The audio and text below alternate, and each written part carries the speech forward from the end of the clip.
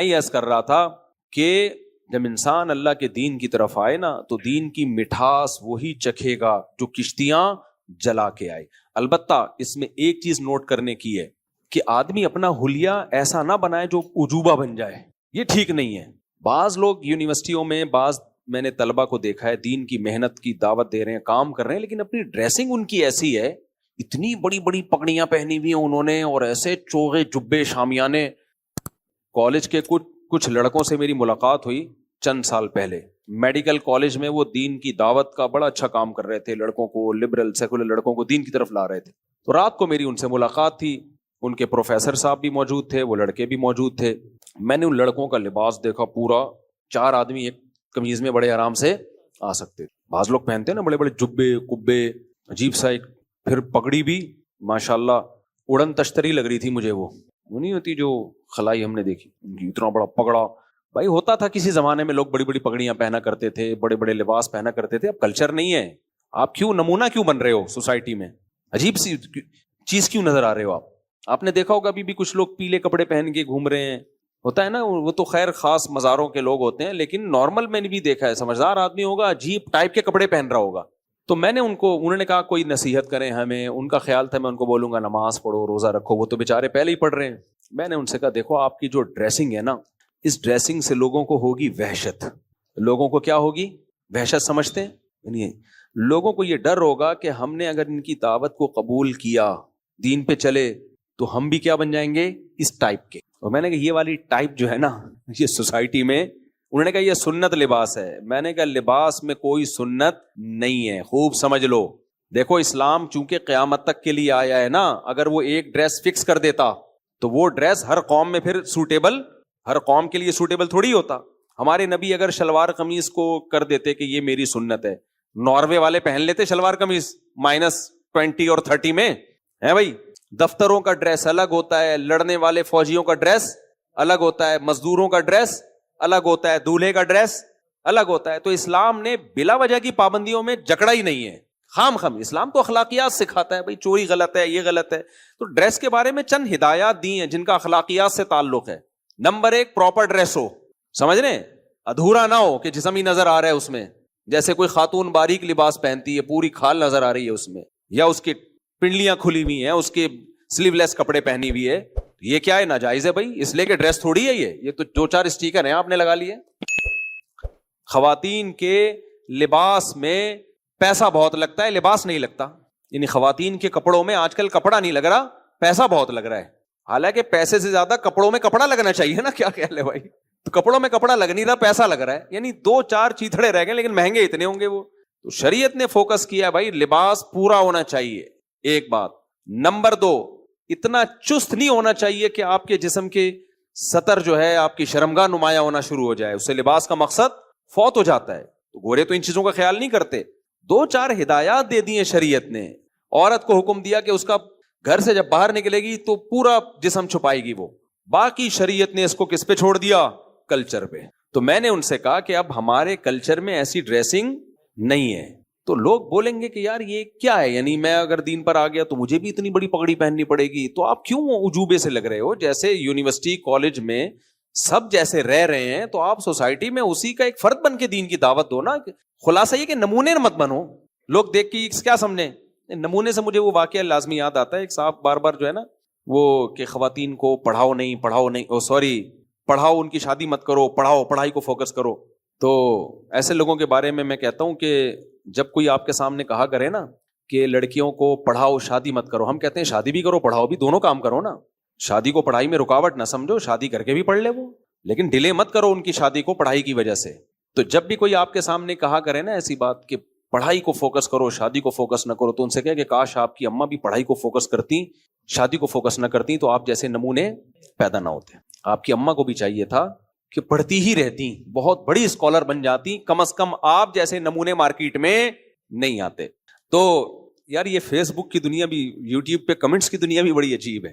کچھ لوگ نا بہت ہی الٹے کلپ لا رہے ہوتے ہیں, پھینک رہے ہوتے ہیں نا, تو نیچے لوگوں نے ان کا بڑا مذاق اڑایا ہوا ہوتا ہے. تو ایک کمنٹس آج کل بہت چل رہا ہوتا ہے, پتہ نہیں ایک خاص آئی ڈی سے وہ کمنٹس جاتا ہے, اس میں یہ لکھا ہوتا ہے کہ اس قسم کی لوگ صدیوں میں پیدا ہوتے ہیں, اس قسم کے لوگ. اب پہلی جملے سے تو لگے گا یار کوئی عظیم انسان ہے یہ. کہتے ہیں اس قسم کے لوگ صدیوں میں پیدا ہوتے ہیں, کیونکہ اکثر مائیں ایسے بچوں کو پیدا ہونے سے پہلے ضائع کرا دیتی ہیں. جب ماؤں کو پتہ چلتا ہے نا کہ اس طرح کی چیز مارکیٹ میں آنے والی ہے, وہ پیدا ہونے سے پہلے ضائع کرا دیتی ہیں. اس لیے اس قسم کے لوگ صدیوں میں پیدا ہوتے ہیں. تو کچھ نمونے ہیں نا یوٹیوب پہ بھی, کچھ اوٹ پٹانگ پھینک رہے ہوتے ہیں. تو یار یہ پاکستانی قوم کا دماغ میں کہتا ہوں اتنی ٹینشنوں میں جن کا دماغ کام کر رہا ہو, اگر ہم امریکہ اور کینیڈا کی طرح ٹینشن فری ہوتے تو ہم کہاں پہنچ چکے ہوتے. چاند پہ پہنچنا تو دور کی بات, ہم چاند کو زمین پہ اتار کے لائے ہوئے ہوتے. بولے چاند آئے گا ادھر. اچھا خیر, کیا کہہ رہا تھا یار میں, ایک تو بتائیں بابا. ہاں تو وہ اتنی بڑی پگڑی, وہ خیر انہوں نے میری بات پہ ناراض ہو گئے. میں اگر میرا بیان دوبارہ سنے تو میں ان سے دوبارہ سوری کر لیتا ہوں. وہ ناراض ہو گئے, نہیں یہ نہیں فلانا ڈمکانا, یہ کیا ہم تو اپنے لباس کو پروموٹ کریں گے. میں نے کہا بھائی کیوں لباس کو اتنا زیادہ لباس کو فوکس کیوں کر رہے ہو؟ تو بہت زیادہ ہے بات, شلوار قمیض پہن لو آپ, تھوڑا سا اچھے سٹائل کی شلوار قمیض ہو, تھوڑا ویسٹ کوٹ ہو. آپ پینٹ شرٹ نہیں پہننا چاہتے تو اب doctor Zakir Naik pant shirt پہن کے آتے ہیں نا. میری ان سے جب بھی 2-3-4 اچھی ملاقاتیں ہوئی ہیں, وہ کہنے لگے بھائی ویسے ان کی ڈریسنگ شلوار قمیض ہے. کہتے ہیں میں جس طبقے میں کام کرتا ہوں وہ سارا پینٹ شرٹ والا طبقہ ہے, تو اس میں پینٹ شرٹ میں جاؤں گا تو ان کو لگے گا کہ ہمارے قریب ہے. یہ بہت مجھے اچھی لگی ان کی. ورنہ نارملی ڈاکٹر صاحب کی جو ڈریسنگ ہے وہ اور کسی مولوی صاحب کی ڈریسنگ میں کوئی فرق ہے نہیں. میں ملیشیا میں ان کے گھر بھی گیا ہوں تو یہاں تک پنڈلی تک, آدھی پنڈلی تک ان کی شلوار, اور وہ بغیر بنیان والا سفید کرتا نہیں جو صرف آپ جمعے کے دن پہن کے آتے ہو, پہلی دن شریف لگ رہے ہوتے ہو کہ یار کوئی انسان کا بچہ آیا ہے. جمعے کے دن نہیں کرتا, بغیر کرتے کے لوگوں نے اکثر جمعے کے لیے رکھے ہوئے ہوتے ہیں, یہ عید کے لیے رکھے ہوئے ہوتے ہیں. اب تو وہ بھی گئے. تو میں شلوار قمیض ہی کو زیادہ بہتر سمجھتا ہوں. یہ میری ذاتی رائے ہے, کسی کو اس سے اختلاف بھی ہو سکتا ہے. لیکن بہرحال تو یونیورسٹیوں میں کام کرنے کے لیے ضروری ہے کہ آپ کوئی ایسا ڈریس نہ پہنے کہ وہ آپ کو کیا سمجھیں وہی یہ کوئی الگ ہی چیز آ گئی مارکیٹ سے. ایسا نہیں ہونا چاہیے. ہاں جس چیز پہ شریعت نے آرڈر دیا ہے اس پہ کمپرومائز نہیں کرنا. داڑھی رکھنا شریعت کا حکم ہے. اب آپ یہ نہیں ہو سکتا کہ شیو کرنا شروع کر دیں دین کی تبلیغ کے لیے تاکہ میں بالکل ان جیسا نظر آؤں. نہ بھائی, یہاں کس کی ہدایات ہیں؟ اسلام کی ہدایات ہیں. داڑھی رکھنی پڑے گی آپ کو.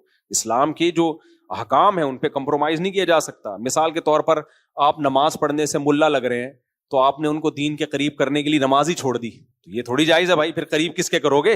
دین کو داؤ پہ لگا کے تھوڑی دین کی تبلیغ کی جا سکتی ہے. لیکن ایسا رویہ ان کے ساتھ رکھنا جس سے آپ نمونے لگو ان کی نظر میں. اتنی بڑی پگڑی, ٹھیک ہے ایک زمانے میں مسلمانوں میں رواج تھا, جتنی بڑی زیادہ پگڑی ہوتی تھی نا اتنا زیادہ کوئی سردار سمجھا جاتا تھا.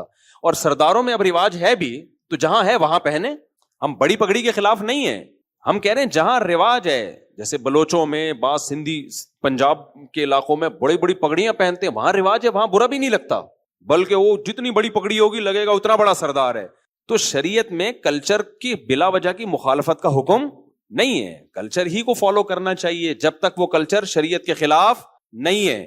لوگ ہر چیز میں کلچر کے اگینسٹ چلتے ہیں, بالکل غلط ہے بھائی. جب تک وہ کلچر شریعت کے اگینسٹ نہیں ہے تو آپ کلچر کو فالو کرو. بلا وجہ خام خامے نمونے بننے کی کوشش, کیونکہ کلچر پہ نہیں چلو گے تو نمونے نظر آؤ گے نا آپ, الگ ہی کوئی چیز. ایک اور یونیورسٹی کا مجھے واقعہ یاد آیا, نام یونیورسٹی کا میں نہیں لوں گا کیونکہ پھر وہ لوگ سمجھ جائیں گے ہماری بات ہو رہی ہے. وہاں بھی کچھ نیک پرہیزگار لڑکے گئے, بہت ہی لبرل یونیورسٹی ہے وہ, بہت بے حیائی ہے اس میں, بہت ہی ہائی, یعنی بڑی یونیورسٹی ہے, ہائی لیول کی. لڑکوں نے وہاں کام کرنا شروع کیا, دین کی دعوت, بہت تیزی سے لڑکے دین پر آنا شروع ہو گئے. اب جو لڑکا دین پر آتا اسے وہی والی پگڑی, وہی والا چوغا جو انہوں نے پہنا ہوتا نا, اسی قسم کی ڈریسنگ.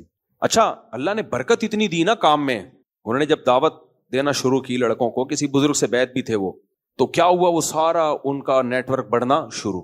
تو اب جب یونیورسٹی نے دیکھا کہ یار کچھ لڑکے بالکل ہی الگ ڈریس میں اور الگ سی ان کی لباس, تو یہ یونیورسٹی ایسا لگ رہا ہے 2 دھڑوں میں تقسیم ہو رہی ہے, دھڑے بندی ہو رہی ہے اس میں. بھائی یونیورسٹی کو اس سے کیا غرض کہ کوئی داڑھی رکھے نماز پڑھے, ان کو تھوڑی اس سے. لیکن جب سب کی ڈریسنگ ایک جیسی ہونا شروع ہو گئی, یونیورسٹی نے ان کو ٹھک سب کو باہر نکال دیا. بولا انسان کے بچے بنو, یونیورسٹی کے بقول بچے تو بن ہی رہے تھے, انسان کے بچے نکلو یہاں سے, سب پابندی لگا دی. تو پھر جامع رشید آئے ہمارے پاس کہ ہم اتنی دین کی دعوت کا کام کر رہے تھے اور یہ دیکھیں کیسی لبرل یونیورسٹی ہے, سب کو ٹھڈے مار کے باہر نکال دیا. ہمارے استاد نے بولا تم بھی تو کیا کر رہے تھے, یونیفارم کیوں بنایا ہوا تم نے؟ دین میں یونیفارم ہے کہ اس کلر کی پگڑی, اس کلر کے کپڑے. فوجیوں کا یونیفارم ہوتا ہے, پولیس کا یونیفارم ہوتا ہے, مذہب کا کوئی یونیفارم تھوڑی ہوتا ہے. بھائی جو پہن رہے ہیں وہی پہننے دو یار, ان کو وہ تھوڑی بہت ہدایت دے دو یار. یہ کچھ زیادہ پینٹ پتلی ہو گئی ہے, تھوڑا سا اس کو کیا کر لو, تھوڑی سی اس کو ڈھیلی کر لو. 2-4 ہدایات ہیں, تو اتنا آپ نے بھی تو ایک پورا دھڑے بندی کا ماحول بنا دیا تھا, لگ رہا تھا کہ نیا فرقہ وجود میں آ رہا ہے. تو بعض دفعہ ہم خود غلطیاں کر کے اپنے پاؤں پہ کلہاڑی مار رہے ہوتے ہیں. تو اسی طرح میں ان لڑکوں کو بھی کہتا ہوں جو دین پر آتے ہیں, اپنے خاندان میں دین پہ مضبوطی سے چلو, نمونے بولو مت بنو. لوگ یہ نہ بولے ہمارے خاندان میں ایک نمونہ پیدا ہو گیا ہے, ایسی ایسی حرکت, یہ سب چیزیں ہم بھگتے ہوئے ہیں. ہمارے خاندان میں خاندان میں تو نہیں, خاندان سے باہر کوئی ریلیٹو تھے, ان میں ایک نمونہ پیدا ہوا تھا. تو یہ جب چیزیں جو شریعت کے جو مقاصد ہیں ان کو زیادہ فوکس کرنا چاہیے. ایک صاحب نے چکن کھانا چھوڑ دی کہ ہمارے نبی نے پتہ نہیں یہ والی چکن نہیں کھائی تو دیسی چکن. بھائی تم ویسے ہی چھوڑ دو, تمہیں ڈاکٹر نے منع کیا, مذہب کا لیبل لگا کے چکن مت چھوڑو. اچھا مذہب میں یہ چیز بھی ہے کہ پولیو کے قطرے پلاتے ہیں, تو یہ مذہبی آدمی نہیں ہے, پولیو کے قطرے نہیں پلاتا تو دین پر کیا ہے, پکا اور مضبوط ہے. بھائی اس کا مذہب سے کوئی تعلق بولو نہیں ہے. جن چیزوں کا میڈیکل سائنس میں مذہب سے تعلق ہے ان کو تو فوکس کر نہیں رہے. موٹاپے کو ہمارے نبی نے ناپسند کیا. ایک موٹاپا قدرتی طور پر ہوتا ہے, نیچرل ہے, قدرت کی طرف سے. بڑے بڑے بزرگوں کو میں نے دیکھا بہت وزن ہے, حالانکہ کھاتے صرف ایک ٹائم ہے. بعض صحابہ بہت بھاری جسم کے تھے, وہ تو ایک الگ چیز ہے. کھا کھا کے جو موٹاپا پیدا ہو, تیجا کبھی کھا گیا, 40 میں کے بھی بریانیاں پھوڑ دی, محرم کے حلیم پھوڑ دیے, پھر اللہ بھلا کرے کنڈے پھوڑ دیے, پھر ابا کے انتقال پہ سویم پھوڑ دیا. کسی کے ابا کے, اپنے ابا کے انتقال پہ تو نہیں پھوڑتے, دوسروں کے ابا کے انتقال پہ کیا پھوڑ دیا, سویم پھوڑ دیا. پھر شب برات کا حلوہ پھوڑ دیا, اور اللہ بھلا کرے 11ویں شریف پھوڑ دی, عید میلاد النبی پہ زردے کی دیگ پھوڑ دی. پھوڑ پھوڑ کے ہمارے توندیں کیا ہو گئیں, نکل گئی. صرف توند کا تذکرہ کر رہا ہوں, باقی بھی چیزیں نکل جاتی ہیں, لیکن فی الحال فوکس میں کس کو کر رہا ہوں, توند کو. یہ والی توند اسلام میں حرام ہے. اتنی شدید وعیدیں ہیں نا اس پر, آپ حدیث اٹھا کے دیکھو. ایک قدرت کی طرف سے پیٹ نکلتا ہے, جن لوگوں کو قبض ہو, پیٹ خراب ہو, ہوتا ہے. ہم نے بڑے بزرگوں کو دیکھا ہے ایک ٹائم کھاتے ہیں بہت تھوڑا, لیکن وزن بہت زیادہ ہے. بھائی وہ تو اللہ کی بنائی ہوئی باڈی ہے نا. میں اس لیے بار بار یہ وضاحت کرتا ہوں کہ کسی بھاری جسم والے کو دیکھ کر بدگمان ہونے کی اجازت نہیں ہے, کسی بڑھے ہوئے پیٹ والے کو دیکھ کر بدگمان ہونے کی اجازت نہیں ہے. یہ قدرت کی طرف سے بھی ہوتے ہیں کچھ چیزیں, اور کچھ ایسے پھوڑتے ہیں لیکن وزن نہیں بڑھتا ان کا. تو لیکن کھا کھا کے اگر وزن بڑھ گیا تو یہ اسلام میں پسندیدہ نہیں ہے. اور میں نے بہت سارے مذہبی لوگوں کو جو اللہ رسول کے عاشق کہلاتے ہیں, کہتے بھی ہیں, دیوبندی بریلوی اہل حدیث کی بات نہیں ہے, سب جگہ ہوتے ہیں ایسے لوگ, اللہ رسول کے عاشق ہیں, لیکن جب پھوڑنے پہ بیٹھتے ہیں نا, آدمی کہتا ہے یہ اللہ رسول کا عاشق نہیں ہو سکتا, یہ دیگوں کا عاشق ہے. یہ جو اللہ رسول کا عاشق ہوگا نا وہ پھوڑے گا نہیں کبھی بھی, وہ کھائے گا بس خالی. ہمارے نبی کی خوراک تو دیکھو کتنی کم تھی, صحابہ کی خوراک. اسلام میں تو روزے ہیں بھائی, اللہ اور نبی کا عاشق روزے رکھتا ہے, ہر وقت کھاتا نہیں رہتا وہ. ہم فراق یار میں گھل گھل کے ہاتھی ہو گئے. فراق یار گاڑی اردو ہے نا, یار کی جدائی, محبوب کی جدائی. تو جدائی میں انسان موٹا ہوتا ہے, دبلا ہوتا ہے, دبلا ہوتا ہے نا غم میں. تو شاعر کہہ رہا ہے آج کے عاشق عجیب ہیں, اللہ رسول کے عاشق ہیں, لیکن یار کی جدائی میں یہ گھل گھل کے ہاتھی ہو رہے ہیں. تو ہم فراق یار میں گھل گھل کے ہاتھی ہو گئے, اتنے گھلے رستم کے ساتھی ہو گئے, یعنی رستم پہلوان نظر آنے لگے. ہمارے نبی صلی اللہ علیہ وسلم نے صحیح بخاری کی حدیث ہے فرمائے, اس امت میں جو سب سے پہلی خرابی آئے گی نا وہ موٹاپا آئے گا. بخاری کی حدیث ہے, سب سے پہلی خرابی جھوٹ اور موٹاپا. کھائیں گے پھوڑنا پڑنا سے. اور کمال ہے کہ تم کھاؤ یار, منع کس نے کیا تمہیں, اپنے خرچے پہ کھا رہے ہو. مذہب کا لیبل تو نہ لگاؤ نا اس پہ, مذہب کا لیبل لگا کے کھا رہے ہو. آج بریانی ہے, آج فلانی ہے, آج 11ویں کا کھانا ہے, دمکانے کا کھانا ہے. کھلانا سنت ہے بھائی, کھانا نہیں ہے کہیں بھی. غریبوں کو کھلاؤ یار جا جا کے. کھانے میں تو روزے ہے, اپنے لیے روزے, نبی نے اپنے لیے روزے پسند کے لیے, دوسروں کے لیے صدقے پسند کیے, صدقہ دیا کرتے تھے آپ, تو اپنے لیے تو نبی نے روزہ پسند کیا ہے. تو ہمیں بھی اپنے لیے روزہ رکھنا ہے, دوسروں کو کھلانے والے کو نہیں سنانا کہ آپ نے دعوت کی, غریب کو بٹھایا, کم کھانا سنت ہے. وہاں یہ موقع نہیں ہے, سمجھ رہے ہو. سخاوت کا تقاضا یہ ہے کہ وہاں بولو کھاؤ. میں سعید انور کا ذکر کرتا ہوں نا, بہت نیک آدمی, اللہ ان کی عمر برکت دے. ہم حج پہ, اب کھانے سے پہلے یہ تھوڑی بتایا جائے گا کہ کم کھانا سنت ہے. وہاں تو سخاوت کا تقاضا ہے, بھائی کھاؤ یار. ہاں ابھی کوئی کھانے کی محفل نہیں ہے, ابھی میں بتاؤں گا کہ کم کھانا سنت ہے, زیادہ کھانا سنت نہیں ہے. لیکن جب میں دعوت کروں گا تو پھر سخاوت کا تقاضا ہے, شریعت کا حکم ہے, لوگوں کو کھانے کی ترغیب دو. بھائی کھاؤ, لنگر ہے.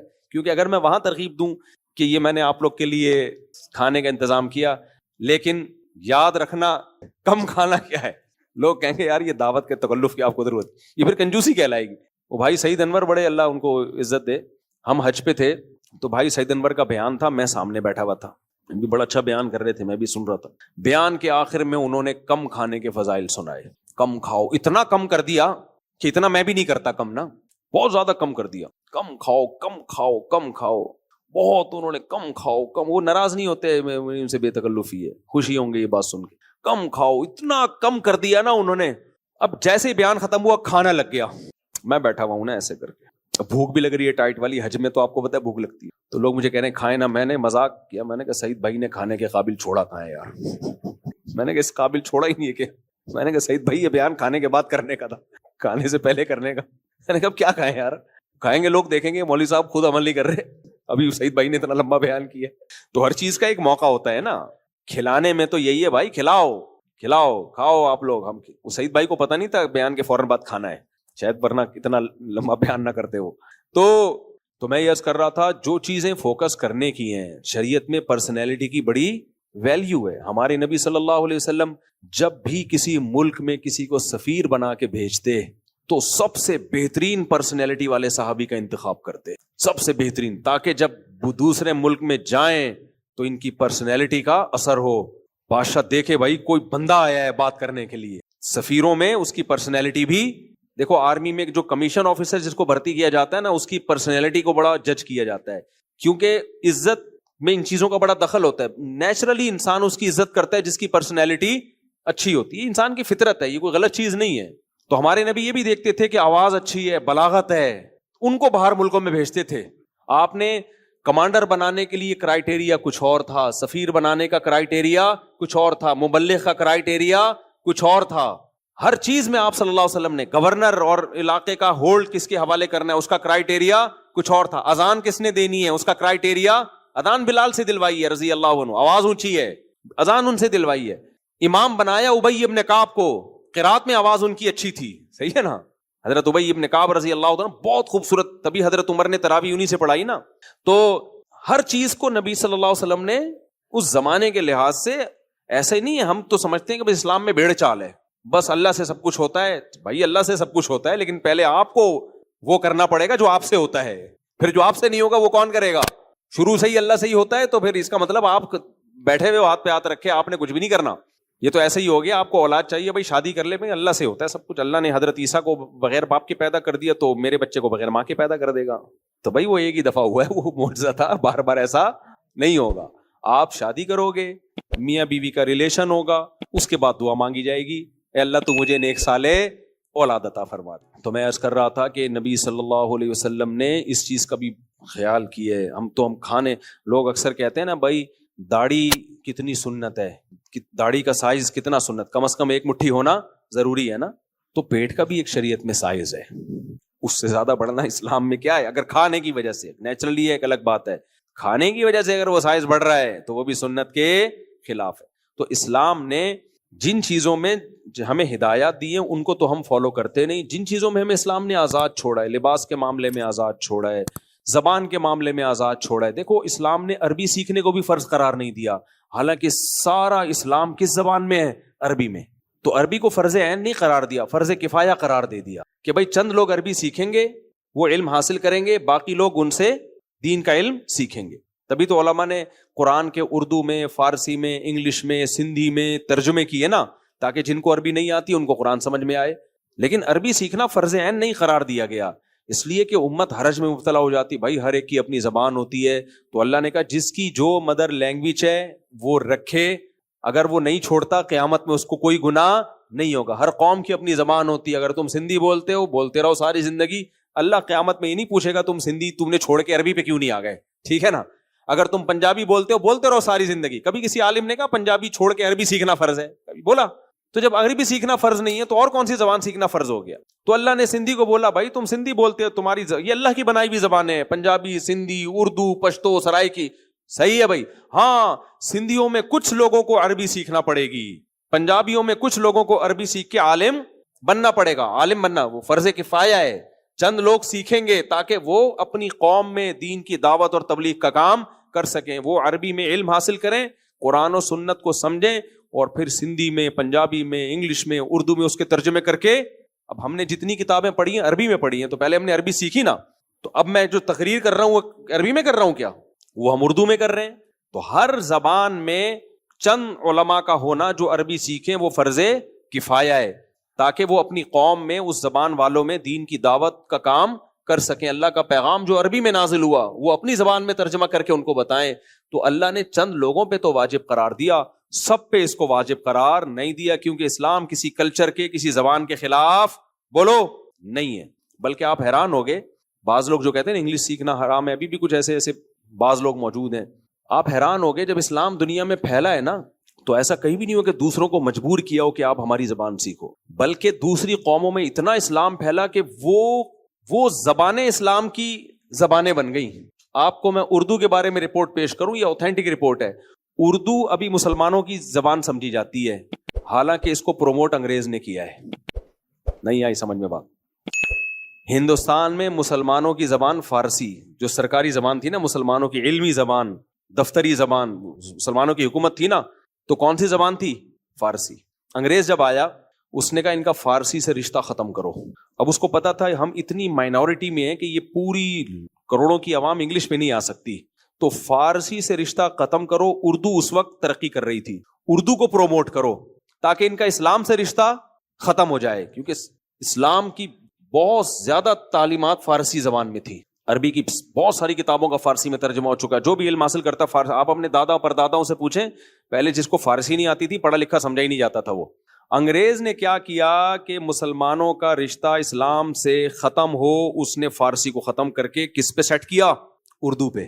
اس زمانے کے آپ کو اردو کے جو بڑے بڑے شاعر ملیں گے اکثر پینے پلانے والے ملیں گے آپ کو، جو مذہب سے ان کا تعلق ہی نہیں تھا، لبرل سیکولر۔ انگریز نے ان کو بڑی ترقی دی، مختلف خطابات سے نوازا کہ یار یہ فارسی ختم ہو تاکہ ان کا اسلامک لٹریچر ہی کی ایسی کی تیسی ہو جائے۔ لیکن علماء نے وقت کی نزاکت کو سمجھا اور سارا لٹریچر کس میں شفٹ کر دیا؟ اردو میں۔ اب یہ تحقیق ہے کہ عربی کے بعد سب سے زیادہ اسلامک لٹریچر اردو میں ہے۔ اب اسلام کی عربی کے بعد سب سے بڑی زبان کون سی ہے؟ اردو ہے۔ تبھی میں اردو کی حفاظت کا حکم دیتا ہوں، باہر ملکوں میں جاتا ہوں بولتا ہوں اردو سے رشتہ ختم نہ کرو، یا تو عربی سیکھ لو نا۔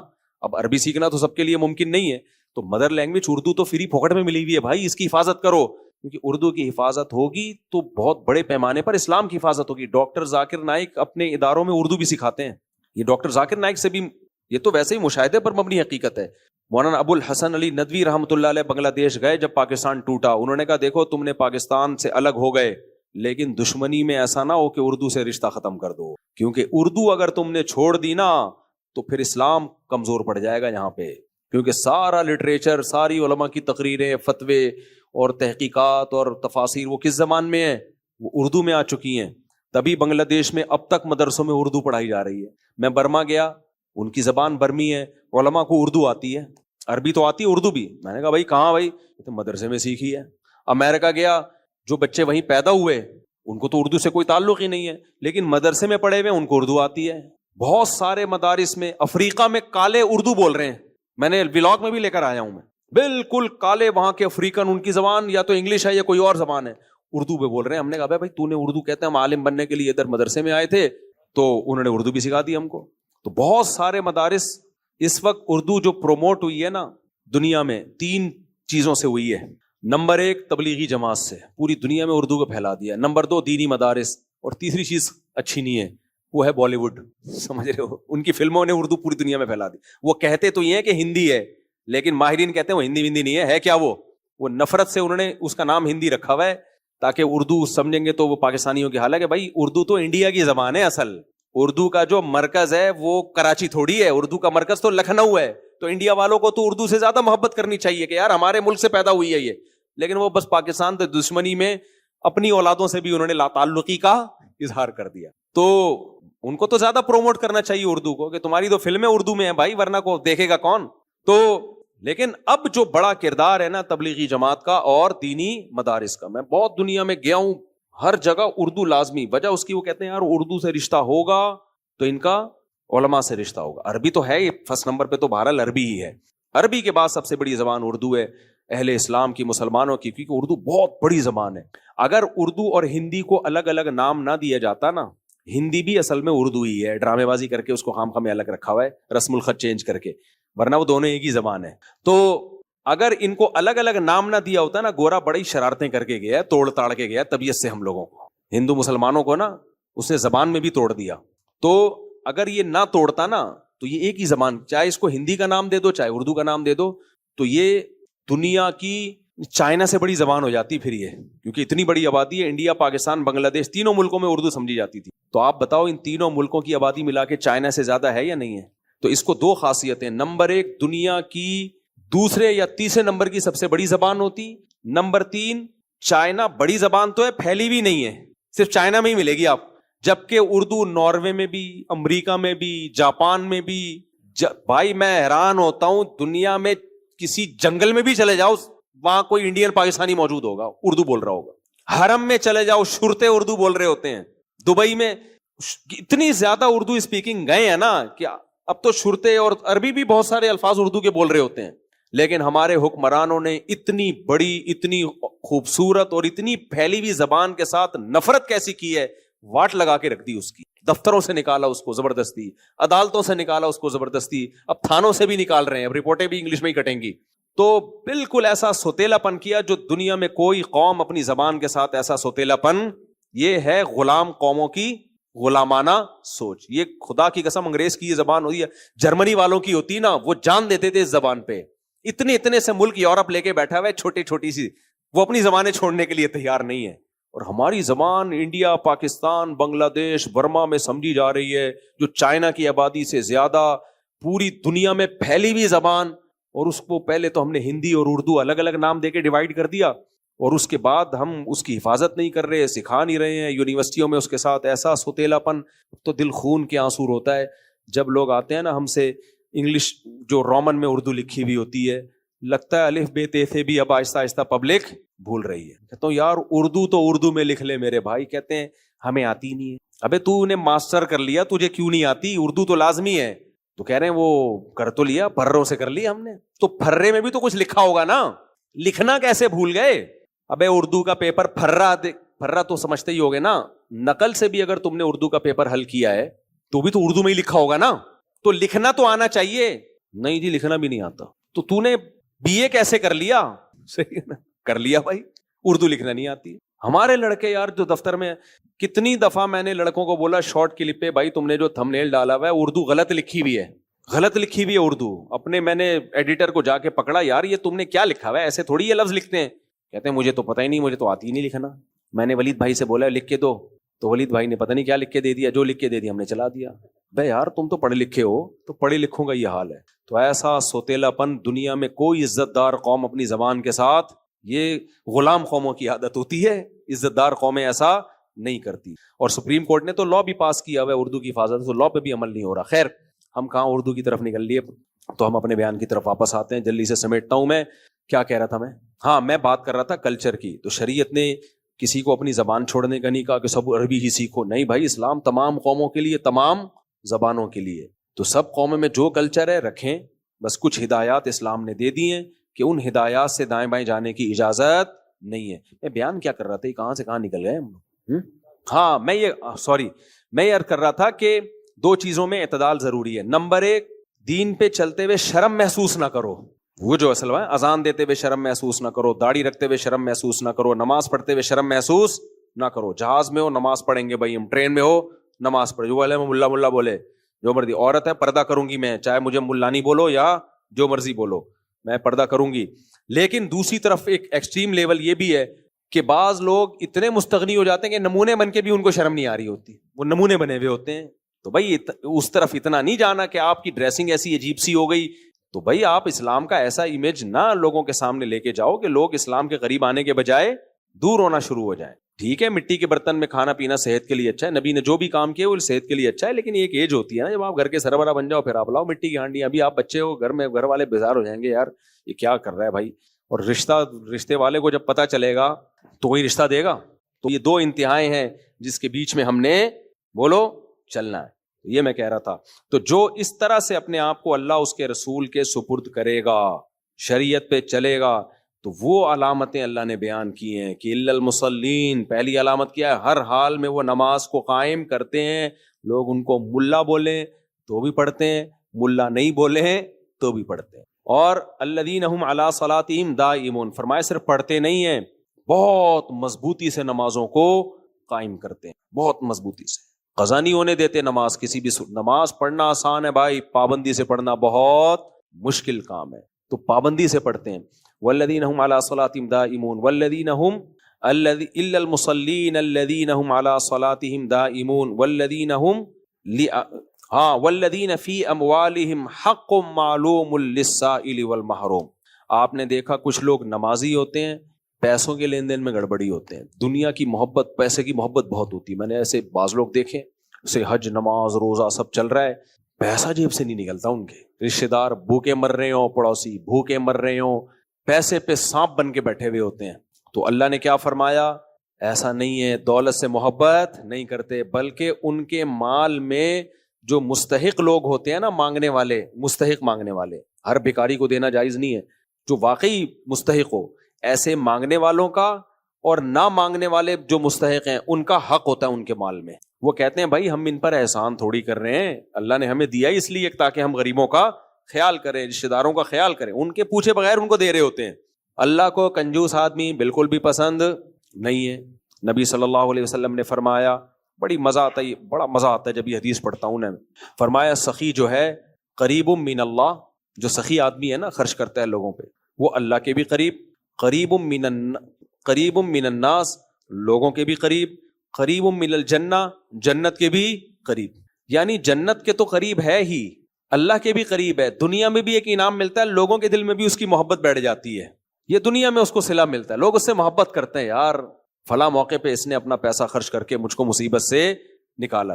پیسہ خدا کی قسم ایسی چیز ہے نا، اگر آپ پبلک پہ خرچ کرنا سیکھ جاؤ، آپ کے جو مخالفین ہیں نا وہ بھی آپ کے دوست بن جائیں گے.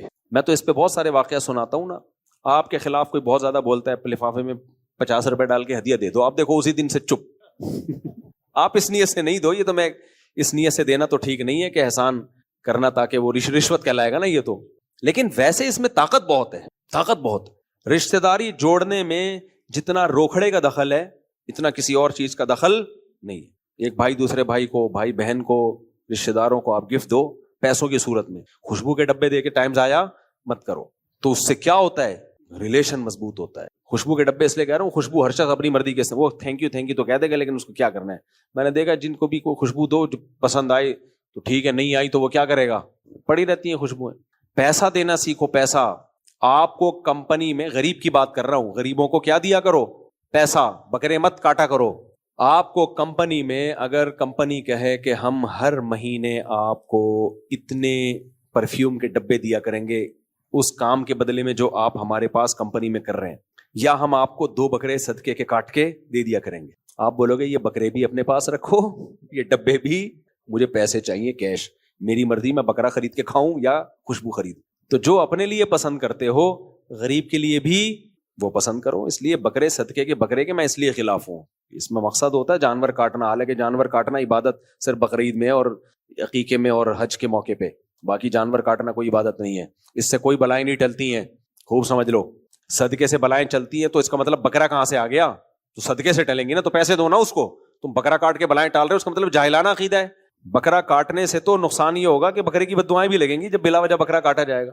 ہمارے فرمایا کرتے تھے کہ لوگ بلائیں ٹالنے کے لیے، موت کے فرشتے کو بھگانے کے لیے بکرا کاٹتے ہیں.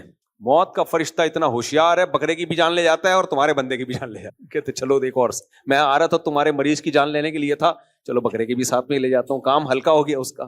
ٹھیک ہے نا. تو صدقہ پیسوں میں ہوتا ہے. ہاں کسی غریب کے بارے میں ڈر یہ کہ اس کو پیسے دیے تو چرس میں اڑا دے گا، بال بچوں والا ہے، ادھر ادھر گٹکے میں اڑا دے گا، تو پھر راشن ڈال دو. کیا خیال ہے بھائی؟ آٹا دال گھی کا ڈبے یہ لے کے ڈال دو. ہم زکوٰۃ رمضانوں میں بانٹتے ہیں نا، تو بہت سے لوگوں کو میں کیش نہیں پکڑاتا، مجھے ڈر ہوتا ہے کہ یار یہ پتہ نہیں کھا نہ جائے نا، گھر کا سربراہ ہے یاشی میں نہ اڑا دے. تو ہم کہتے ہیں بھائی آپ کو ہم کیا دیں گے؟ ہم راشن دیں گے. گھر کا ایڈریس دے دو، اس میں آٹا گھی دال. اب وہ بیچنا آسان نہیں ہوتا، گھر بچے بھی ہوتے ہیں، ابا ہمارا گھی کا ڈبہ کہاں لے کے جا رہے ہیں؟ تو اس میں تھوڑی انسان کو شرم آ جاتی. وہ ایک کنجوس آدمی دیسی گھی لے کر آیا، اس کے بچے بہت بولتے تھے ابا گھی چاہیے گھی چاہیے گھی چاہیے. کنجوس تھا، کم بخت کھلاتا نہیں تھا. ایک دن گھی کا ڈبہ لے آیا نا. اب آپ کو پتا ہے گھی کا جو ٹین ہے اس کے باہر بھی چکنائی ہوتی ہے نا اکثر. تو اس کنجوس نے بچوں سے بولا دیکھو جب تک باہر چکنائی لگی ہوئی ہے نا، باہر ڈبے سے روٹی لگا لگا کے کھاؤ، جب یہ بالکل ختم ہو جائے گی پھر ڈبہ کھولیں گے ہم. ایسے کنجوسوں کو میں کہہ رہا ہوں کہ ان کو پھر کیش اماؤنٹ نہ پکڑاؤ. تو وہ کنجوس کے بچے تھے, وہ بھی کیا کر رہے تھے, انسان کے بچے ہوتے, بولتے ابا تو خود ہی کھا لے. تو وہ کیا کر رہے ہیں, ڈبے سے لگا لگا کے کھا رہے, چمکا دیا اس کو نا انہوں نے. اب اس کو جانا تھا سفر پہ, اس نے کہ ایسا نہ ہو 1 مہینے بعد آؤں تو ڈبے کی واٹ لگی پڑی ہوئی ہو. یہ ڈبا الماری میں بند کر کے چلا گیا, لاک کر کے, کہ جب میں آؤں گا تو کھلے گا. 1 مہینے بعد یہ آیا, بچوں سے پوچھا کمبختو تم نے ڈبا تو نہیں کھولا, گھی تو نہیں کھول کے کھایا؟ انہوں نے کہا نہیں. کہتے پھر روٹی کیسے کھاتے تھے؟ ابا الماری سے لگا لگا کے کھاتے. تو ایسے کنجوس کو کیا دینے چاہیے پھر, اس کے گھر میں راشن ڈلواؤ بھائی, کیونکہ اس کو پیسے دو گے کھا جائے گا.